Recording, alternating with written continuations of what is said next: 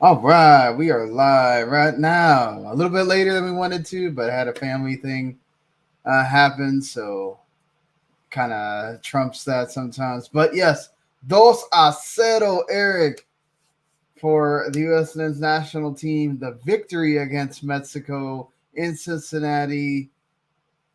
There's a lot to talk about here, not just the result, not just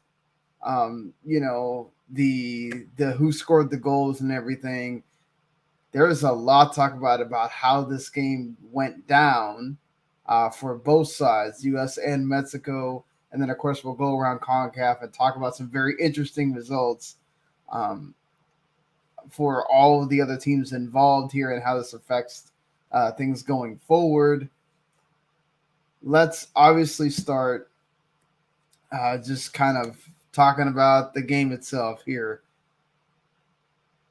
Just in general, before we get into like I guess some actual moments or whatever, how do you feel about the game now that you've had some time to think about it and all that went down? Like I said on Twitter at the end of the match, the U.S. we can sleep well at night. Not too well because of the match that awaits us in a couple of days, but we did something we desperately needed to do. Not just for this particular match, not just for this particular window, but just overall in general. I mean, the first time either US or Mexico, either team had beaten the other 3 times in the calendar year since 1937, just the mental boost that we have now going into the second half of World Cup qualifying is great. Yes, some months down the road, the trip to Azteca looms, but the fact that we came in knowing, hey, we're on home soil. Mexico, while good, while top shelf, is very vulnerable. We came in and did the job. It's very, very nervy the first really 2/3 of the match, but as things were on, I was like, okay, I know this is coming. Then we got the goals. I'm like, this is how it had to happen. Yeah, I mean the thing is that first half definitely was a bit more 50-50, right? And then that second half, my God, I think that's the best second half I think I've seen the US play in a long time.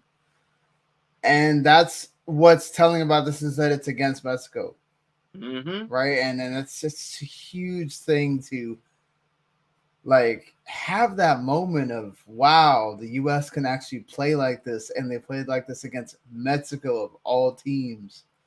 So that is incredible in and of itself to be able to say, wow, not only did the US win this game, not only is it another 2-0, it's another 2-0.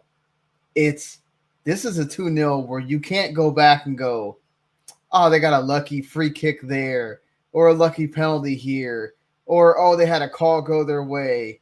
It was contundente, as you would say in Spanish. Like it was all the way through a big U.S. victory and a very well hard fought victory. And I mean, it's incredible. Maybe the stats aren't going to show it, but Mexico really had no touches on the ball in the second half. Oh, It and it is incredible to think about that. Like when Pulisic comes in, I'm sitting here thinking, okay, he waited until now to put him in, but he didn't really have to based on how that second half was going without him already, of the way they had just been able to really make that Mexico defense have to sit back so much because they were going forward and they were pressing so much that they didn't have a way to counter that. Now we'll talk about that in a little bit about it's some of that's on Tata, right? For not oh yeah, making the changes. But I like let's take a step back before we like really go full into that. The first half. U.S. comes out. They're going on the front foot. They're pressing. Pepe has that chance really early in like the 5th minute that he can't get onto from Tim Weah. And then all of a sudden, sorry, my cat is deciding that he wants to make noise right next to me. So, and they have that first of the giveaways, right? That Raul Jimenez starts going towards goal, and it starts a whole bunch of movement around the box, and then it winds up with Edson Alvarez taking that shot that Zach Steffen has to go and make the arm save. That's like, it was like the 12th minute or something like that. And you're thinking, oh man, here we go. Nervous Tyler Adams, nervous, U.S. defense at that moment. And they have the other one, right, with Chucky that he isn't quite able to get it past Zach Steffen. Great save on his part as well. And actually really came up clutch. Actually, Yedlin for getting back on that as well and actually forcing the pressure on Chucky not being able to just take a clean shot and have to make him think about it, because he could have taken that first time and maybe we're talking about a different situation here, but he has to think about it on that second one, and then finally, Zach Steffen makes that stop. But obviously, the clearest one is the Tecatito one.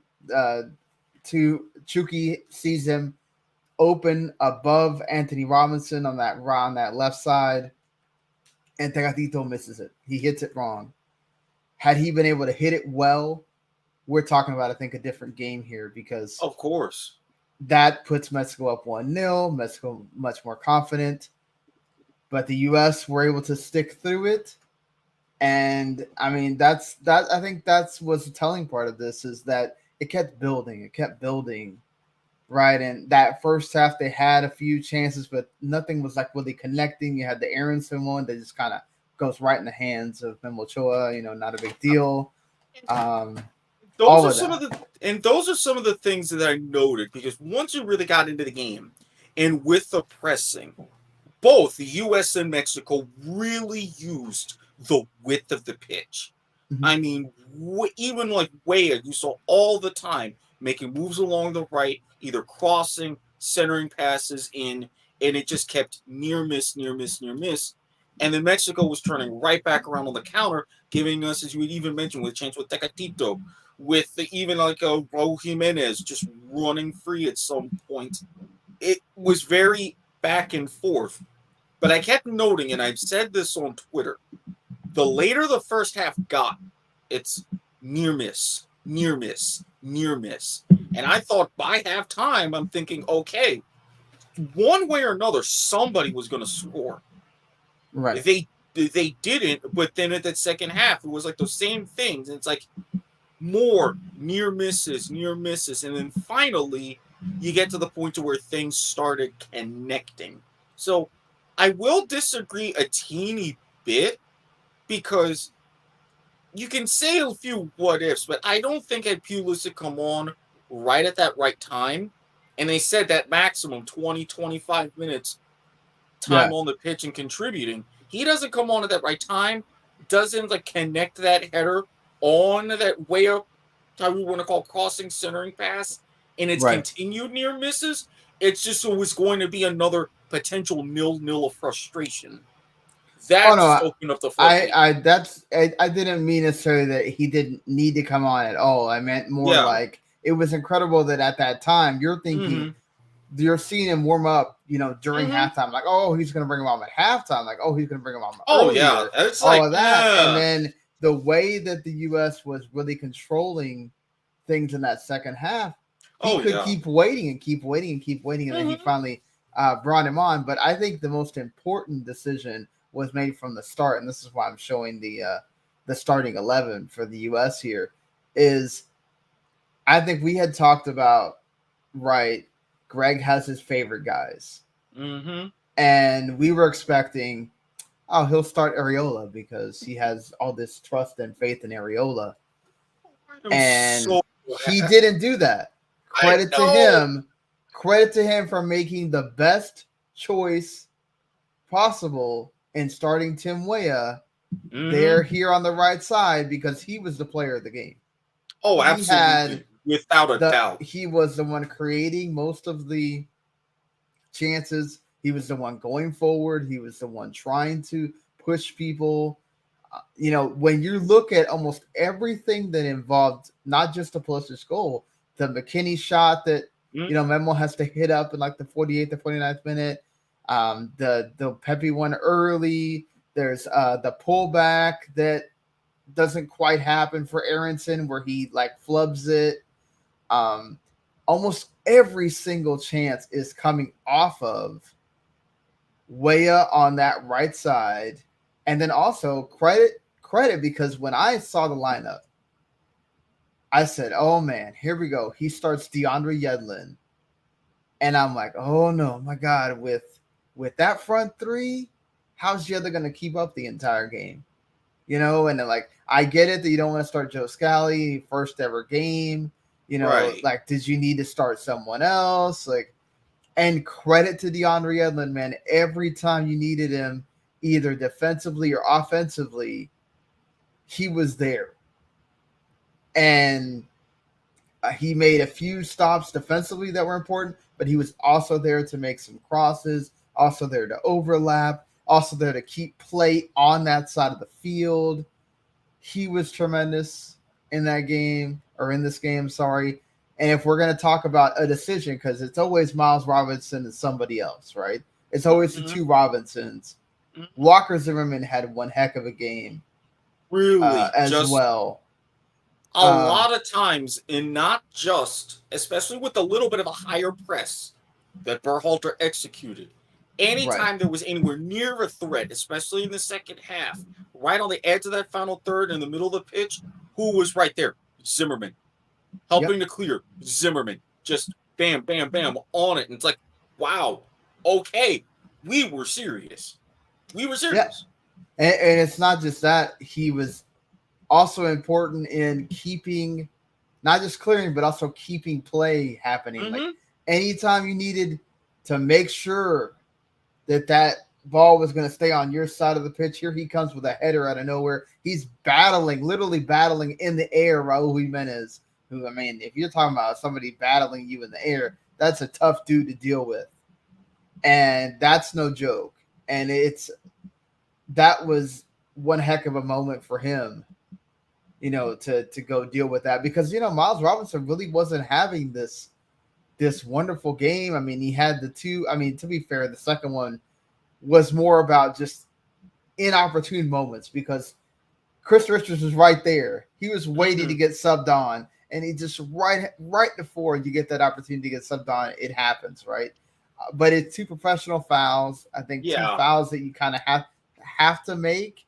Actually, I don't know that that one with where he takes down Chaco Rodriguez, he has to because he has Anthony Robinson ahead of him already. But at that moment, it's kind of like a panic move, and you kind of understand it, But I mean, that's the thing that I think was important in all of this. It was a total team effort. I mean, you go in and I was upset about the whole not starting Matt Turner because I thought, okay, Matt Turner had earned his spot. He's the one sort of playing regularly, everything else. But Zach Steffen stepped in, and he stepped up, and he made the big saves you needed him to make. He was a calming presence. He came in and, he would interrupt play at the right time. Like there was those crosses coming in, he would step up and grab it before there was even an opportunity for a Mexico player to come in and make that a problem. And that's the kind of thing that, you need from your keeper to continue to be that, because it's not just the back four, right? It's the back five. Right. It's the communication between you and the keeper. So he provided that. And then, Anthony Robinson too, just if we're going to finish talking about the back line, he was the force going forward. He had his moments, right, where he got caught out, and it's not his fault. That's his main function is to go forward and be a force on that left side to help out Aronson. I mean, who perhaps didn't necessarily have the best game, but that's because Tim Weah was absolutely bossing on the other side. So there was going to be a little weakness there. Yeah, the ball wasn't getting to him, not to mention, especially when times when Mexico were starting to throw their weight around and get a little more physical. I mean, you saw Weah go ahead along even with Musa take some, you wouldn't say big hits per se, but they could really hold their own. And he's Aronson there, but not quite there yet in that sense. And I mean, Yeah. granted, he learned tonight, and I think he's going to take that with him. But now he knows, and I think he'll be a little bit better for it. Yeah, but I think that to me, that's what is important about this is like a lot of times it has been you have to rely on Aronson so much. Mm-hmm. And Tim Weah was able to come in and just be an absolute big force, and like not only a force offensively, like we saw, he is important defensively. He was important in making sure that it was difficult for Chaka Rodriguez and Gallardo to release and be going to go forward as well. So, like that was the thing for me. You mentioned that they both tried to use width, but that's what I think hurts in this instance for Mexico is Mm-hmm. Chaka and Gallardo are not really like backs, right? They're more of the attacking variety, right? So Yeah, more that's wing back than full back. exactly. And I mean, Gallardo's a converted winger anyway. So like they weren't prepared, I think, for this. No. They used that speed and that youth and the pressure to go against them consistently throughout that. And then you have that inexperienced center back pairing, and it was just a recipe for disaster for Mexico that entire game of having all those guys constantly be a bother, constantly be a force. And I think it says just as much about the U.S., but I think it says a lot more about Mexico and what Tata has decided to do here, and like where the U.S. used youth to go against a lot of this experience and a lot of this. Mm-hmm. I don't want to say age, but they're getting a bit, older. I mean, for how great Edson Alvarez is, you also have Ache there, who's kind of takes away from what you want to do, and they were able to kind of exploit that, and especially you can see it on the goal. That entire back line gets abused. Oh yeah. Weah takes out Gallardo and Alvarez, and then Pulisic is able to go straight through the defensive both defenders to just head the ball, and then there's the wonderful goal that you see there. And then McKinnie makes, I forget who it is, look absolutely ridiculous with the bounce back to himself, and then the goal goes in, and that 86 minutes to like make it to 2-0, but it's just, I think we have to give, for all the times, Erik, that we knock Greg Berhalter, right? Mm-hmm. You got to give him credit for the way the team performed as well, because it's not always selections, it's putting them out there in a way to take advantage of what he knew Mexico was not going to be able to do. Absolutely. And for all the times, as you said, we mentioned not just selections and tactics. He's like, all right, I've got this team. Here's what I need to do to counteract Mexico. All right, formation best for this team. A wide 4-3-3. Set up my wings very carefully. Done, let's go. And that's exactly what happened. Everything worked. Chef's kiss. Yeah, I mean, and I think it's really comes down to you saw all three of the midfielders work extremely well here and making this all work, along with, the Tim Weah effect there on the right side. And to give credit to Aronson, he was very good at pressuring. Oh, He may not have been able to have the chances or the creation that you normally see from him on the left side, but he was very good at pressing. When every time I saw him, he was really up in the face of someone. And he was. Like, that's the thing, is Musa was absolutely incredible in this game as well. Not to take, where Adams had a little bit of a falter at times where he was getting nervous and he was giving passes away, especially in that first half. A lot of the chances that Mexico had came off giveaways, either from I think the last one for Tecatito has to do with Zimmerman. The one with Chucky is an Adams fault on that one. But Musa was absolutely incredible going forward. And I think the thing that shows the most is that one where he's in the box and he goes through like 4 different defenders, but he can't quite get it the last time to be able to get a shot off. I mean, we don't see that a lot from the U.S. And like that's something that like we would have had to rely on Pulisic to do by himself. And the fact that we're seeing an 18-year-old do that. And the fact that even after that, he could get the ball off his feet, but you immediately saw Mexico. It's like, hey, if Musa's got the ball, we've got to stay on him. Yeah. He is wrecking us too much. And they started to body him around. But even when they did that, he was drawing fouls. He was still like making through, still finding good outlets and everything. He would get through them. Yeah, he would get through them as well, too, if he wanted to. It was just a thing of beauty. Yeah, and and that's the thing is, we talk about how the back line worked. We talked about the midfield working. We talked about, Weah working here.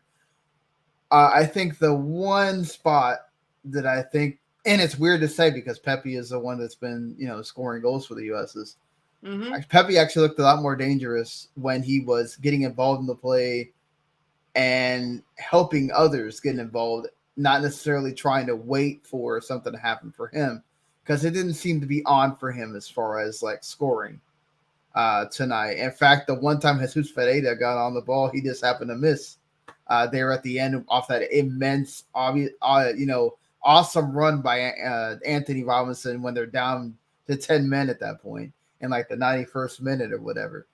But I think what to me stood out about it is that that's something that hopefully Pepe eventually, we saw this in the Honduras game, right? Where he was involved in almost all the goals and it made for, the Aronson shot. He was directly involved in that and he was involved in some of the other ones. Hopefully we'll see him do that a lot more as time goes on of like, okay, if it's not happening for you, make it happen for the other guys. Oh, yeah. Right? And if he can eventually get that to click where it's like, it's not always about me. It's also about getting the other guys involved that are just as good. They can score as well. Be dangerous 2 different ways. That will help Pepe immensely. But we forget he's 18. He's got such a long way to go. Yeah, he's 18, and even then, we've had issues as far as like with that number 9. Right. This is part of the territory early on for him. This is another big learning experience. So this is another one that he can look at, as you say, chalk up. It's like, all right, especially if I'm going to be making this big move wherever it goes, this is something I'm going to have to learn to add to my game to bring that next level of success. Yeah, and I think for me, another one that's important also is like how good Weston McKinnie was in this game. It's just he was not trying to do everything. He was going in and winning the ball. He was going in and making the pass. He was going in and being available if he needed to be to continue the play. It all was a very good just showing in, man, the U.S. can play very well. They can press together as a team, and they can make this all work, Erik. And I think that's all well and good, right? Mm-hmm. And for the most part, it's supremely positive here. The 18 shots to 8 for the U.S. I'm going to bring up this graphic here again of the 5-4 on shots on target. The possessions almost equal, which hardly ever happens when you're talking about U.S. versus Mexico. Like almost everything else is pretty much equal. And that just, I think, shows it's not just about, it's about not fearing Mexico, right? It's about having all of that. So as Mr. Hagan wants to talk about a different sport, but you're watching the wrong podcast here for that. But still, I mean, let's look at this from the other perspective, because obviously, they're part of CONCACAF. They're important to, CONCACAF as well. And Mexico, that front 3, did nothing here. No, it's they each had one chance. Neither one of them took theirs. I mean, and that's important as well. But you still don't have any goals from that front three, number one.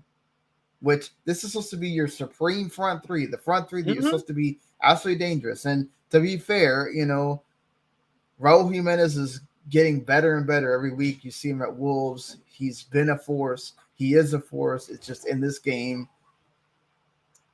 they took him out of it. Chukwu had a few chances. Tecatito didn't take his one chance, and even that just came late in the match, because I was wondering, okay, when is he going to get in? He's got to find some space where they could do something, and it was just nothing. Yeah, but that just continues to be a thing for him in these games. Of he has his moments, but he doesn't take the chances, and he gets taken off, and we saw that here.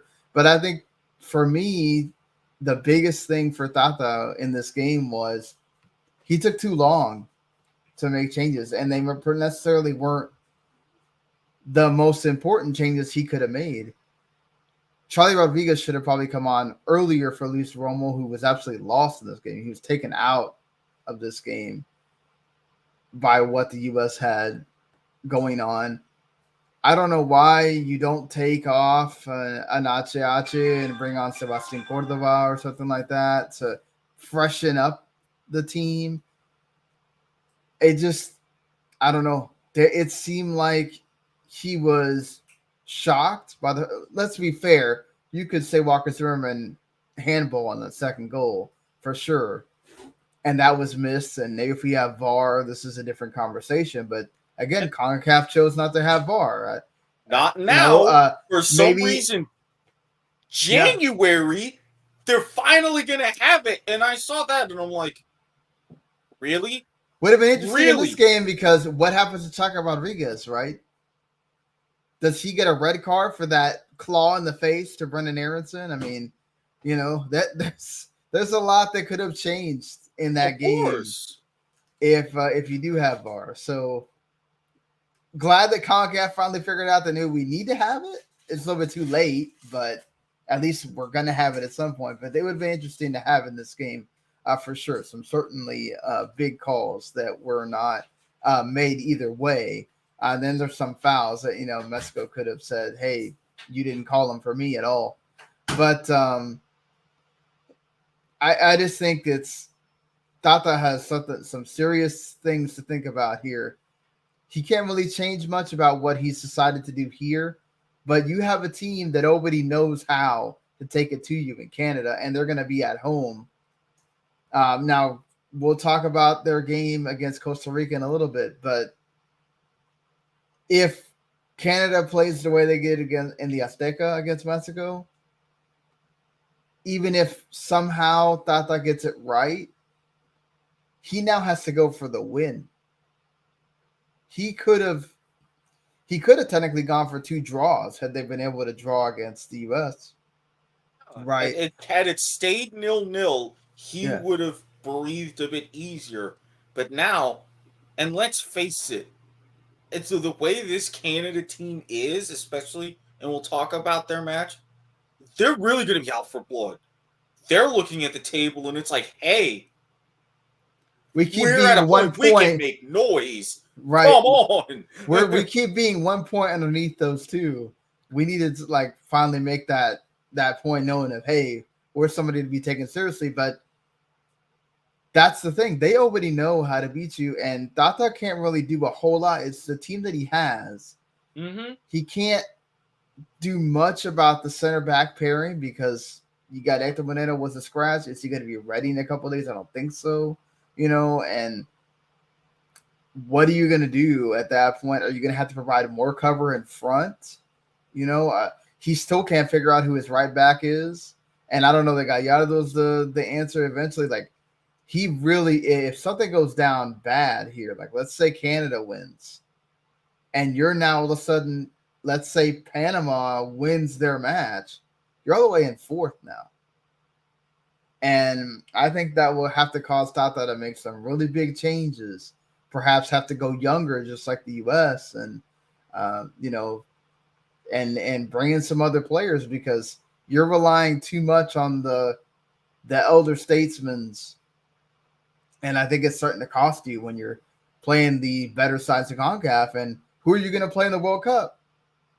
You're not going to play all these bad teams, right? You're Oh, going to play some really good teams, and it's probably a good thing that Tata's getting schooled right now because you go to the World Cup and play like that with some of these players. Obviously, a year is a whole different ball game, right? We don't know who's going to yeah, be but fit, who's going to be around, but yeah, man, and but even still, yes, like it's a year away. But for this scenario that you just pointed out, there's a potential at the end of this window for him to be in fourth. yeah, You remember, and as well as I do, the hot seat Mexico was in when they were in danger, similar position, and missing out Brazil in 2014. Everybody was freaking out. Something like this happens now, it's a powder keg. He would have to make changes whether he liked it or not. It'd be too much pressure. I mean, the only thing that helps out all four of those teams is that there's a widening gap that is happening between the Mm-hmm. top four and the bottom four. And if the results go the way that you would think they do, let's say that, Mexico and Canada draw, or even Canada wins, you're really widening that gap even further for all those teams. Oh yeah. So this is a big deal. This is a huge game now, even bigger than it was for Tata and Mexico to make those changes. And Tata's on the record. I mean, and this is a guy that doesn't give credit when they lose ever. Usually, he's on the record saying, "Oh, the U.S. took it to us. We weren't ready," and then they controlled the game afterwards, which is true. I mean, in the Mm-hmm. second half, again, I'm going to point this out. They had no chances on the ball until very late, like after that red card. The U.S., every single time they were starting to go in that second half, somebody got in the way, whether it was McKinnie, whether it was Musa, whether it was Adams, whether it was Zimmerman, somebody got in the way. Weah did a few times as well, and made it a point to not let them get a rhythm, not let them start play. And that's something positive to look forward to. Will they be able to do that every game? I don't know. But that's good that you show up in these big games and you're able to do that from this team. And for me, I mean, I think it's getting harder and harder right now for Greg Berhalter to make changes too much to this team right now. It's like maybe you call in a different 9 and maybe you make some changes there. But it's like that midfield 3, that's almost your midfield 3 at this point. Like, MMA, those are your 3. Like when you have a big game, that's the 3 you got to put in there. I mean, Tim Weah is almost, making it hard to like not put him there on that right side every time. And you could almost say, used to say Aaronson's the lock, but maybe him and Pulisic can, switch out some games or whatever. But it's crazy to think, when we're talking about how many of these positions are getting locked down in this World Cup qualifying, and that's what you really wanted to see. And I feel like Walker Zimmerman every game keeps positioning himself as that guy to be next to Miles Robinson, and it's just about let's figure out who our right back is. You've got the And spine. yeah, You've got your center back pairing in midfield, everything. Now, locking it down, everything on the wings. mm-hmm. And again, as you say, that's getting tougher and tougher. So you may have what? 1, 2 kind of position battles, if any, going to Yeah. these next couple windows. And then if that's the case, then hey, as things stretch out, you can address your depth. Where can you go for super subs? Things like that. Right. I mean, and we did have 2 negative things happen this game, right? Because of the Yep. tussle that happened when Chaka Rodriguez did that whole claw in the face of Brandon Aronson. Weston McKinnie got a yellow card, so he's not going to be available for the match against Jamaica in a few days. And Miles Robinson, of course, with that red card, is not going to be available either. So that means you now have to figure out who your center back is next to Walker Zimmerman, if he was going to play at all. And now you've got to figure out who's going to play in place of Weston McKinnie as far as, that goes. So, I mean, that's an interesting look right now for the U.S. as far as what they have to do. But let's look at this here. I think there will be some changes. You can't make too many because we'll talk about it in a little bit, but Mikel Antonio is going to play. He is going to start in that game, and that dude is a handful. So, I mean, I don't know how much you can really change things up because you can't just be like, okay, we're going to make a bunch of changes and then whatever. You still have to keep a lot of this the same, but he has talked about he loves the way Gianluca Busio is playing. So I think definitely you're going to probably see him if he doesn't out and out start for Tyler Adams, in Tyler Adams' spot. Does he, come on as a sub? I think, well, we know he could, I guess, play next to Adams there as well. But I would think you're going to see more of the probably bringing Acosta in to play in the spot where McKinney is. Don't you think? Or would lean more towards Acosta in this case, and it's to where I wouldn't necessarily mind, because just like you needed your best against Mexico, you need a particular best, and Acosta can provide that against Jamaica in particular. Yeah, I mean, I would hope you still start Musa because, again, you still need to have things going forward. Of course. I don't know what.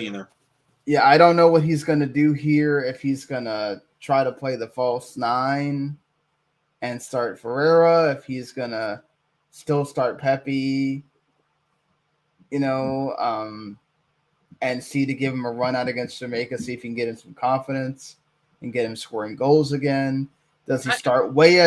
I think we'll definitely probably see Areola in this game. Yeah. Hopefully off the bench. I wouldn't be surprised if he starts, and I wouldn't be surprised if you see like Areola, Pulisic, and Pepe. Because I think you're doing the same thing that Jamaica committed to doing with Antonio. They told Antonio, you're going to come on around the 75th minute in this game, and then we're going to start you against the U.S. So wouldn't be surprised if maybe Pulisic starts and then you bring him off at halftime or something like that, depending on how the game's I would give him no more than 60 minutes. Yeah. No more than that. I thought he was hurt when Achacha made that tackle where he takes out his leg because he's trying to make a move on him and he gets upset. Thankfully he did not, but I was a little bit worried about that at first. I thought, okay, it looked like it could have been bad, but then I was also like, maybe this is a little bit of gamesmanship, maybe more of the late game dark arts going on that he's practicing. Could have been either way. Well, let's talk about these games here that happen around in CONCACAF as well. Since Jamaica is the next opponent, should bring this up that as Salvador had way more chances in the game, they didn't come up on any. There was a few that perhaps I didn't see any. Watching the extended highlights that I would say Andre Blake really had to work that hard for. But then, like I said, they brought in Mikel Antonio, and one of his first touches on the ball is this route one. He backs a goal basically in midfield, Erik takes the ball, goes through a guy, through another guy, and chips it. Like, he just took out two El Salvador defenders and chips it over the goal, over the goalkeeper for the goal for Jamaica. His first goal for Jamaica, by the way, only in his second game. Dude is a beast. Was he playing FIFA? I mean, what are we talking about, man? The dude is a beast. He was not going to get stopped by anybody. And then in the 89th minute, Alex Roldan with a header to tie it up for El Salvador, to save a precious point. This would have been great for Jamaica to get the full 3 points and get your 8 points and be in contention right there behind Panama to have a chance at that 4th spot. But now it's tough.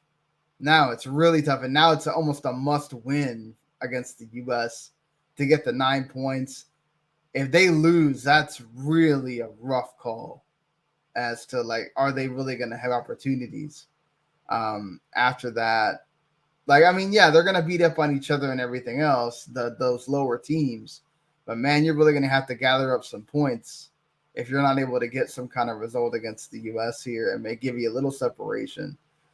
But still, I think Jamaica definitely had to be a little bit disappointed by the fact that they couldn't get the 3 points. But you still are away from home. You did get a point in El Salvador, so I guess there's something there. Costa Rica learned from their mistakes finally and fielded a much younger team this time. You didn't have the 37-year-old legend Brian Ruiz playing, and you didn't have the 39-year-old Alvaro Saborillo playing, anything like that. You had Joel Campbell and a bunch of other younger guys, and they actually stood toe-to-toe with Canada for a while until the backup goalkeeper, which was the same issue for the U.S., he makes a flub, and Alphonso Davies pounces on it. That's it. That's enough for Canada in about the 65th minute, and they get their win. Should have been much different, I think, for Canada. They probably should have done more, but they got their win. And now they're set up to come and host Mexico on Tuesday. They're still only 1 point behind Mexico in the U.S. They're keeping it together. Costa Rica really has to feel hard done by there to not be able to at least get something out of that, because, again, they're sitting there on the 6 points, and that gap is widening. And then now we get to the big game. Honduras is supposed to be different, right? Erik, Boyo Gomez came in. They're supposed to be flying. And guess what? They were for about 60 minutes. They scored 2 goals. They're leading the way. They're doing well. They're really preventing Panama from doing anything. Thomas Christensen had gotten it wrong for the most part. But he did the smart thing. He made 3 subs, changed it up, and then waited. And then the mistakes started happening. And Panama just took advantage. Like, it was a clear, I don't know if it's the first or second goal, but experienced Minor Figueroa, the captain of Honduras, a ball comes in and he does the whole, wait, hand up, the goalkeeper's going to get it. And then, whoops, forgets there's a Panama player there. The Panama player is like, oh, F this. He just runs and freaking takes away from him and then puts it in the goal. I'll take that. Thank you. On my way.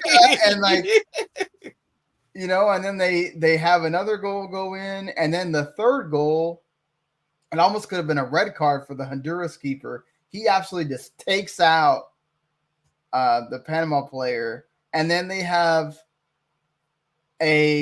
just talk about like just bad luck for Honduras, right? Like, they have a free kick that's low go around the wall and find itself into the net, and that's how they win 3-2.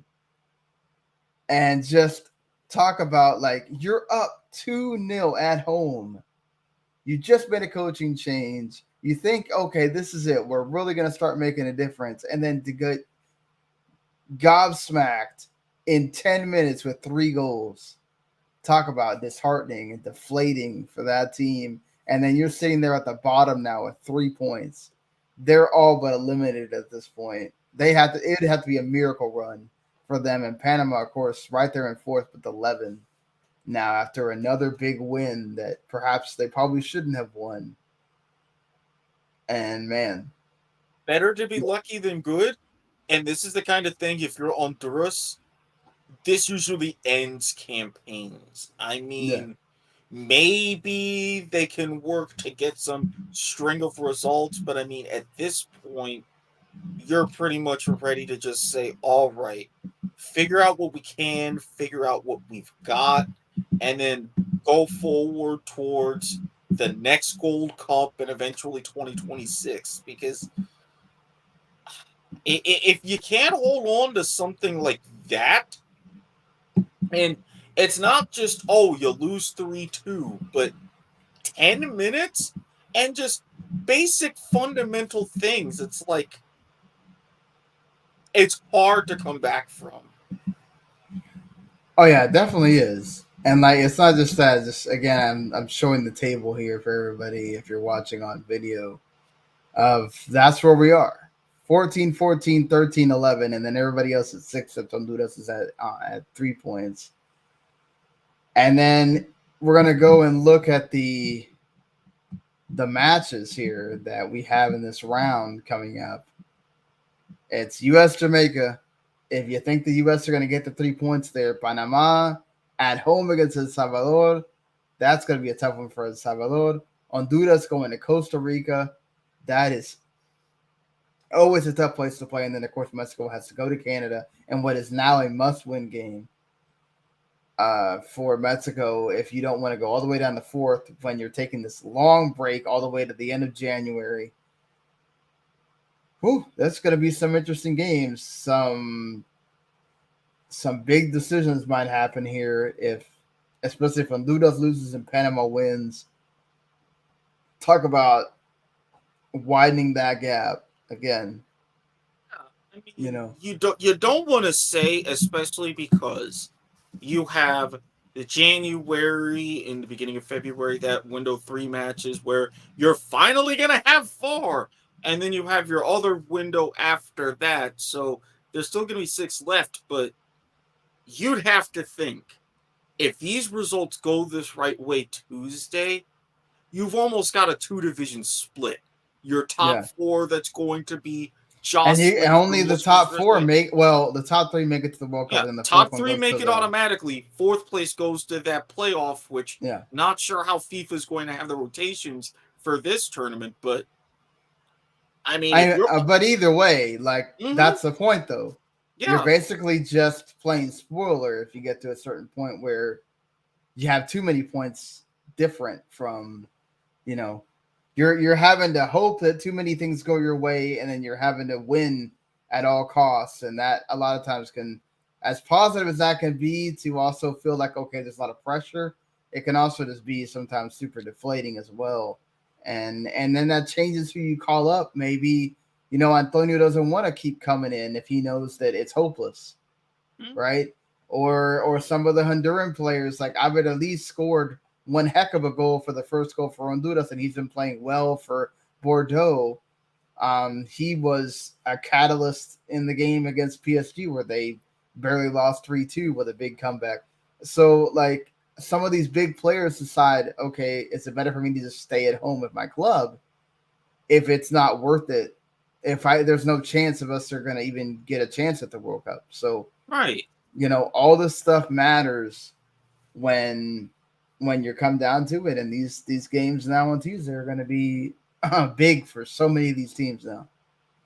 Whereas if some other results had gone, maybe we're talking about, okay, well, we'll just try to figure this out and get to where we get, and then we get a nice little break for a while. So yeah, if you get together, it's like, okay, we might still be in the hunt. These are important. Let's get together, figure out what we need before January, make that last push.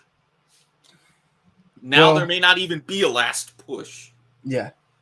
And so that Jamaica game will certainly be interesting because, again, U.S. have to figure out how to deal with Mikel Antonio, Leon Bailey, and the rest of that formidable Jamaica squad, who are now, again, have further impetus to really go out there and win at home because you don't have too many more games left to really get some points.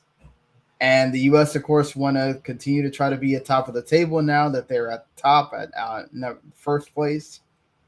So that's will the U.S. have some kind of hangover as well? Will they come in going, oh, we already beat Jamaica at home, we beat Mexico just now? Like, is there going to be any kind of hangover of being able to say, we'll just kind of take this lightly? Will be an interesting thing to look at when we're talking about U.S. Jamaica on Tuesday, which is an early game at 5:00. And I think now, I don't know why, but looks like they moved the Mexico game back to 9:00 for some stupid reason. Instead of originally it was at 7, which would have been nice because that means all the games would have been done by like 10. Because I think the other 2 games were starting at like 8.